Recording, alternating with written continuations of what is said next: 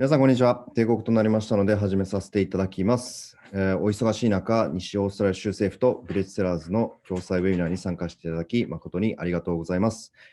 本日のファシリテーター、兼コメンテーター、そして通訳、簡単な通訳を務めさせていただくイグロと申します。よろしくお願いします。このマスタークラスの目的としては、一方的な情報をですね、皆様に与えるようなセミナーではなくて、皆様の聞きたい情報を引き出すことを目的としたインタラクティブな会ですので、今更こんなこと聞けないよと思っていらっしゃる方でも、どしどしご質問ください。今日のですね、マスタークラスは、各産地の、ヒーローバラエタルとして、グラエトサザンワインリージョンのフランクランドエステートからはリースリング、そしてピカーディがあるペンバートンからはピノノワールにフォーカスして進めていきたいと思いますので、よろしくお願いいたします。はい、ではですね、今日のマスタークラスのメインスピーカーを簡単にご紹介させていただきたいと思います。Hi, Taku-san. Hunter Smith from Franklin Estate Wines. So I'm the second generation of Franklin Estate after my parents established the winery and vineyards in 1988. And so I have been back involved with our family business now for a little over 20 years. It goes quickly. はい、ではですね、皆さん、西オーストラリアってどんな産地だったかなという方にですね、簡単なマップをご用意させていただきました。西オーストラリアワイン産地の特徴として、一番有名なところで言うと、やっぱりマーガレット・リバーが皆さんの頭の中にパッと思い浮かぶのではないでしょうか。西オーストラリアはですね、全体の 7%、オーストラリアワインの 7% の栽培面積を誇る産地であります。ただ、生産量としては 2% しかありません。でとても実は鉄鉱石とかで、有名でして、今回のですね、フランクランドの方でも、土壌で鉄鉱石の話が多分聞けると思いますので、いろいろな、土壌があるということでも知られる産地でございます。で、ワイン産地としては初めてのワイン作りはスワンディストリクト、この上の方ですね、から始まったそうですが、今メインの産地はほとんどがこのマーガレット・リバーとグレート・サザンの方に移っております。はい。ではですね、簡単に最初、フランクランドエステートの方から話させていただきますが、フランクランドリバーですね、どこにあるかというと、グレートサザンというこの紫色のマップがある左上、にございます。ちょっと内陸に入ったところですね。で、フランクランドリバーという通り、フランクランド川に沿って形成された、谷に産地があります。で、この地形がですね、独特の、ミクロクリマを生み出すわけですが、冬と春はですね、この谷が冷えた、陸の冷気を海からですね、40キロぐらい離れているらしいんですが、そこにですね、すべて流してくれるということで、霜の害が、の危険性が少なくなります。ただ夏にはですね、南の海の涼しい湿った風が谷間に逆に流れ込むので、すごく涼しい、産地となっています。なので、ハンギングタイム、グローイングシーズンがとても長く取れる産地です。で、実際このフランクランリバーは60年代から80年代にかけて、今日のハンター・スミスさんのですね、家族経営のワイナリーとかがですね、ブドウ畑を徐々に植えていって、ワイン産地として発展していった歴史があります。で、特にこの昼夜の寒暖差が大きいので、リースリングとシラーズでは大きな成功を収めていて、今は1600ヘクタールのブドウ畑が存在するそうです。で、フランクランドエステートに関しては、リースリングがとても有名なワイナリーです。で、リースリングにおいてもですね、いろいろな土壌で作ったりですとか、さまざまなですね、シングルビンヤードのワインも作っているということで、毎年、ビエンナーレ・フランクランドエステート・インターナショナル・リースリング・カンファレンスというのも開催している通り、リースリングのスペシャリストであります。では、早速ですが、フランクランドエステートのハンターさんにフランクランドリバーの説明をしてもらいましょう。Sure, thanks, Taku-san. So a little bit about the Franklin River region. On the map that you saw the Great Southern region, and Great Southern's made up of 5 sub-regions just to add some complexity. And the Franklin River region is located up in the sort of top northern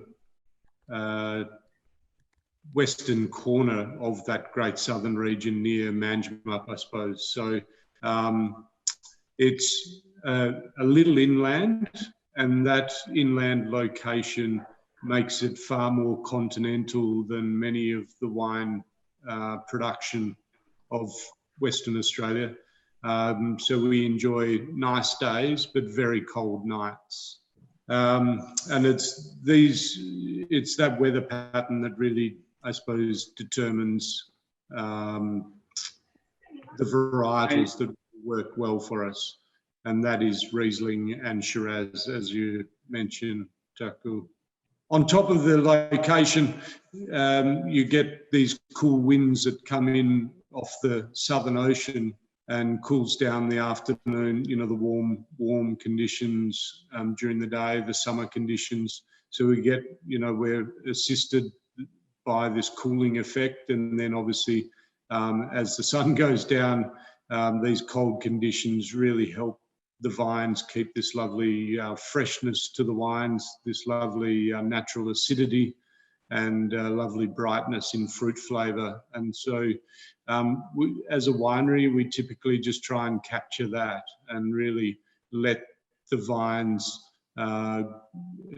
wines speak of the region. So very typical for the Franklin region is these very ironstone gravelly soils, and they give us a lovely ironstone, what we call an ironstone minerality, a flinty character to the wines, and particularly in the Riesling, we see it very, very consistently with those wines, but also across the board with our red wines. And, you know, today we're making our red wines in quite large format oak, and that helps really let that vineyard site become apparent in the wines. So very elegant, very you know, good depth of flavour, but certainly more middle weighted when in style when it comes to Australian wine. Rieslings themselves and how that fits into Franklin Estate. So we, as a winery, we now produce about 40% of our total production is Riesling, and we make about 6 or 7 Rieslings a year, depending on what the season gives us. And one of the things that we started doing back in 2001 was produce 3 single vineyard Rieslings from small sites around the Franklin River region, and of course our Isolation Ridge vineyard, the name we give to our vineyard that surrounds the winery itself. And those 3 very distinct Rieslings really put Franklin Estate on the map as a, you know, top Riesling producer for Western Australia and in fact Australia. There we go. And since then we've become more and more focused on, I suppose, portraying the vineyard characteristics in these Rieslings, and we've been very successful in implementing organic. So Franklin Estate is now certified organic since 2009, and that we think further enhances that ability of site to shine really well in the wines themselves. So that, again, this really lovely mineral character, this ironstone minerality. フランクランドエステートはですね、コーヒーロックというですね、鉄鉱石が含んだ土壌が有名でして、この独特の土壌が何をワインにもたらすかっていうのを今質問しています。Sorry. Yeah, so I'll talk about the Isolation Ridge Vineyard site, which is the red ironstone, the redder soil type that you have, correct? And so this site has these, small, very high iron content soil type, and this is what obviously oxidizes, the iron oxidizes and turns these rocks red.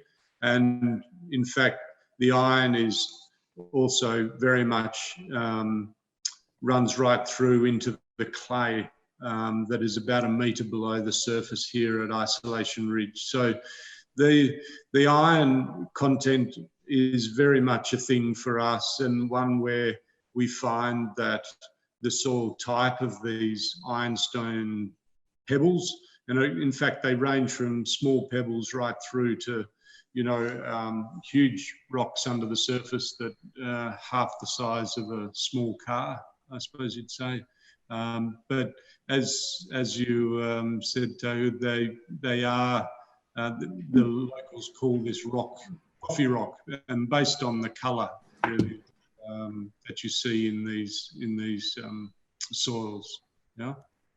So the vines, the summers are very dry here, and so we need irrigation when we establish the vineyard. But once the vines are established, they get their roots down through this ironstone gravel and into this sort of red clay, which the clay is also, very red in colour also. So the vines very much moderate themselves over the summer. They have access to that cool, moist clay. And so the vines grow quite happily generally without irrigation, depending on the winemaker's philosophy or the viticulturalist philosophy. But for us, we don't irrigate, and we tend to find that gives us this lovely intensity of flavour and a depth of flavour that we really enjoy. But of course, that ironstone soil gives this very, very much this sort of lovely ferrous iron infused character, this flintiness we call it. I think with the Riesling, it's important to say, a little bit about the technique that we employ when we're making these wines. And so we've evolved our winemaking considerably, and that's been something that's come from the quality of fruit and the age of the vines that have combined to come together to give us some really fantastic fruit to work with at Franklin Estate and at the Isolation Ridge Vineyard. So we now are fermenting our Rieslings. Probably about 10% entirely of our Rieslings are fermented in large oak, very much like you would see in Germany or Austria in the traditional Riesling estates that still obviously work this way. And so we tend to find that we're looking for, at Franklin, when we get these lovely natural acidities, we're looking for a little bit more ripeness and hang time in our Rieslings. And so we get this lovely complexity of flavour and pushes it a little bit beyond, the lemons and lime characters that traditionally you would associate with Australian Riesling, and into things like, nectarine and, stone fruit characters start to develop. And alongside the lees contact that we work with both in tank and barrels, it just gives this very complex Riesling and something that I think is allowing Franklin River and Great Southern generally to be recognised as producing a Riesling with a point of difference in the Australian context. And that's all basically comes back down to the climate and the soils that give us this raw product that we can do a unique take on here in Franklin River. で、皆さん、ビデオを今から流すんですけど、その間にですね、リースティング、グラスの中に注いでおいてください。もし質問がある方は、どしどし、チャットの方に書き込んでください。よろしくお願いします。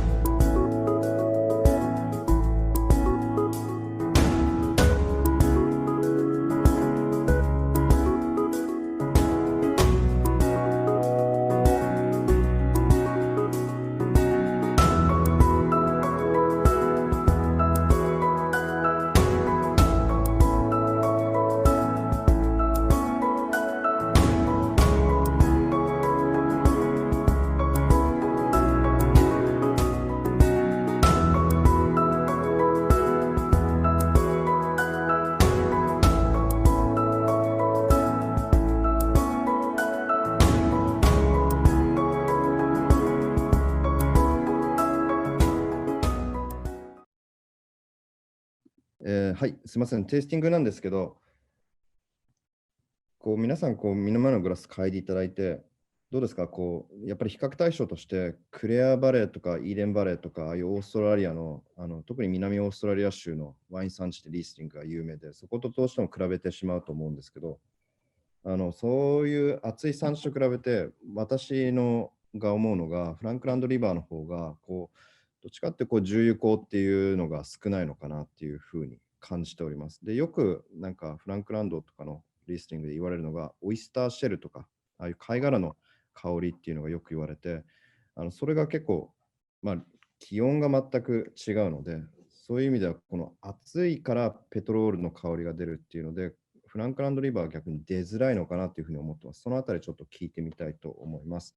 First of all, to lead into it, I would say one of the great things we achieve in Franklin River is this colder climate than you would see out of Clare and Eden. And for that reason, we tend to find that we can keep the Rieslings on the vine just that little bit longer.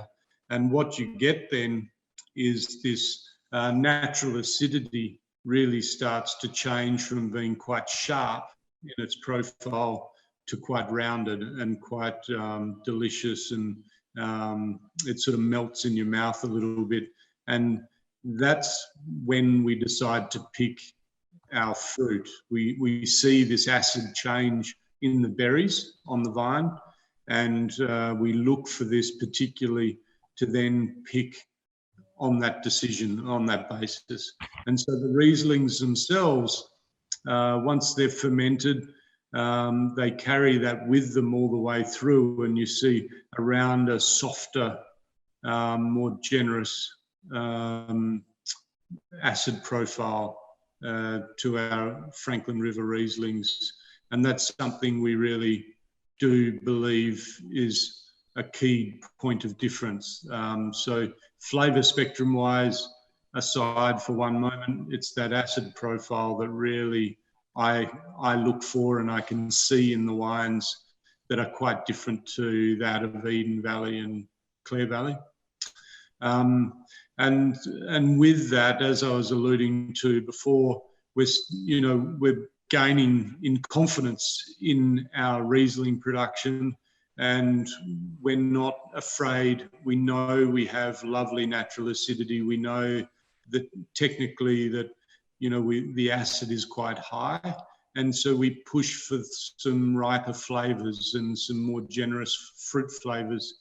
And I see increasingly so out of the Great Southern, but particularly at Franklin Estate, we're seeing this lovely generosity of flavour and complexity of flavours that move beyond that sort of more one-dimensional, citrus that are classically Clare Valley and Eden Valley. So, stone fruit characteristics, working more with the barrels, all these things give us quite a unique Australian Riesling style. And just to probably add to that, Teku, I mean, I would say that,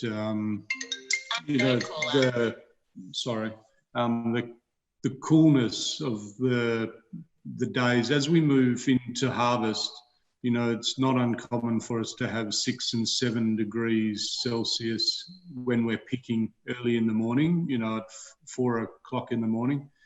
And that's, I think, something that we really, if we're not achieving below 10 degrees Celsius, quite often we don't pick. And so what we effectively are doing allows us to not refrigerate or chill the grapes or the juice. It goes straight to the press, and you get this really lovely clarity of fruit flavour that we really work, we really cherish, really work with. So we find that there's this beautiful preciseness to the Riesling that we make here in Franklin. So Hunter, we have some questions. Yeah, great. Yeah, great questions. Would you like me to read it up? I've got the one down the bottom there I can see regarding the temperature. Shall I start there? Okay, please. Yeah. So in the winter months, which is typically when we receive all of our rainfall, we range anywhere from, typically, 3-4 degrees during the night time through to about 15 degrees during the day. It's a very typical day. So we don't often get below zero. Occasionally, very rarely. And once in the last 30 years, we've had very light snowfall that's melted on as it hits the ground. So we don't typically get, really cold conditions. It's quite mild through the winter, really. And then as we move into summer, typically through the growing season, 30-degree days are, reasonably common. This year's been considerably cooler. But, I think today we're at 22 degrees, 24 degrees, something like that. At night, we get down to about 10 degrees. And so that temperature variation between night and day through the growing season also helps us, I suppose, make it a very good environment to be growing organically, Yeah, I mean, the possibility is really good. I mean, we actually keep a small percentage of our production every year for our Isolation Ridge Riesling and sell it as a 10-year-old release to our direct customers and our, our importers around the world and our distributors in Australia. So that's a really important program for us now, doing these 10-year releases, and they look fantastic. And, the reviews of the 2010 that we've just released, all comment about how fresh and how youthful these Rieslings are at 10 years. I mean, 2 years ago, we celebrated 30 years of our winery, and I took around Australia on a little road show the 1991 and 1992 Rieslings, with the first 2 Rieslings that we produced, and they were still showing beautifully. And I think that's a real testament, considering that was their first crop that we made. So quite young vines, and still they show this beautiful freshness and line of natural acidity that keeps these wines so young.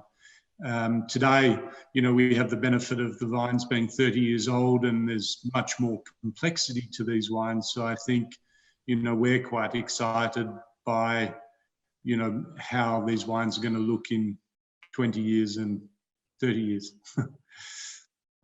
Right. 僕もですね、実は事前に、シングルビニヤードのワイン、少し古いものですね、2009年のリースリングを事前に試飲させていただいたんですね。そうするとですね、もっとなんかペトロールとかですね、そういう重油香が出るかなと思ってたんですが、熟成していくとリースリングってこういう重油香が増していくオイリーな雰囲気、蜜蝋のような雰囲気っていうのが出てきますので、そういうのを想像したんですけど、全く出てないものもありましたですごくびっくりした思い出があります。Yeah, yes and no. So it depends where you are, but certainly comparing it to say where Dan is down at Pemberton, it's quite different, is my understanding. There are some of these ironstone sort of lateritic soils through the Margaret River region, and obviously for us, it's the big difference there is obviously the distance from the ocean. So we're far more continental. And so you're getting up with, on top of all that, you're getting sort of 280 metres above sea level. So as you come off the ocean, you sort of climb up an escarpment, and it's this escarpment that sort of runs from the Perth Hills actually right down through and includes us here at Franklin River. So it's not totally unusual, but certainly, planting the vines into these ironstone soils is really important for us. Yeah. We do a combination of both. So some we ferment with some yeasts that we source that particularly can ferment quite cold, and others, particularly our barrel fermentations, because the volume's a bit smaller, we're happy to do more and more with the uninoculated wild yeast. Yeah. Hi. So Hunter, we have a question about the petrol. What do you think about petrol? Is it like a negative stuff for you, or is it like? Yeah, I mean, I don't see it as a big negative. I see it as a very much a result of a season. And I worked in Austria, and a lot of people really get excited by this character and believe it's very important for the ageability of the Riesling. I think what we've learned here in Australia is that you see more of it in the warmer years, or when your fruit has been exposed to hotter conditions. And so for me, we work very hard in the vineyard to make sure that the grapes are shaded by the leaves of the vines, to make sure that they're not getting too much direct sunlight. And we work hard to try and minimise this petrol character. But for sure, some seasons we do get this, and we hope that the intensity and complexity of our Rieslings can withstand that character, and it's only a small part of the wine, and not a big part of the wine. All right, so Hunter, we have lots of questions for you. Yeah. So I see. So when you're using Stelvin? Yeah. So 2001 was when we started using the Stelvins, and we're very convinced by that now. So that's been an important move for us. And I think when you're talking about Riesling in particular, with the delicacy, but I think with all of our wines at Franklin Estate, our Syrah, Shiraz is very much more of this medium-bodied style that reflects the cooler climate.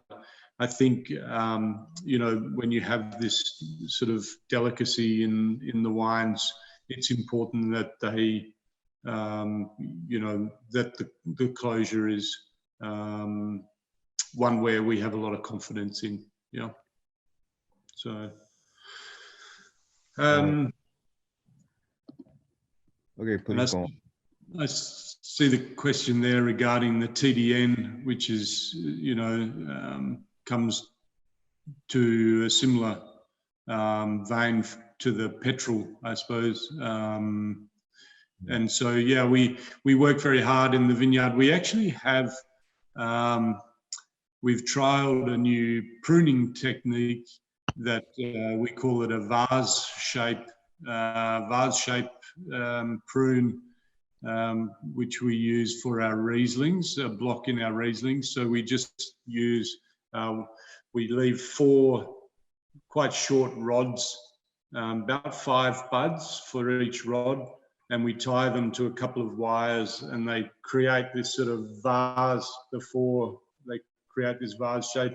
And then what we try and do is walk through and making sure that the bunches form on the inside of that vase, and that very much keeps them out of the sun and minimizes the exposure and therefore the potential for the TDN. But generally speaking, yeah, we trimming, our Riesling grows quite well with good vigor, and we trim the Riesling a little bit, and that seems to allow the vines to bush out a little bit more, and again creates greater shading for the Riesling bunches, and that's quite different to what my father was doing. So my father was working with you know, Scott Henry trellising systems where you open the canopies up, expose them to more light and more wind. He was worried about the, you know, disease, and so he would make sure that the bunches got plenty of sunlight and plenty of breeze.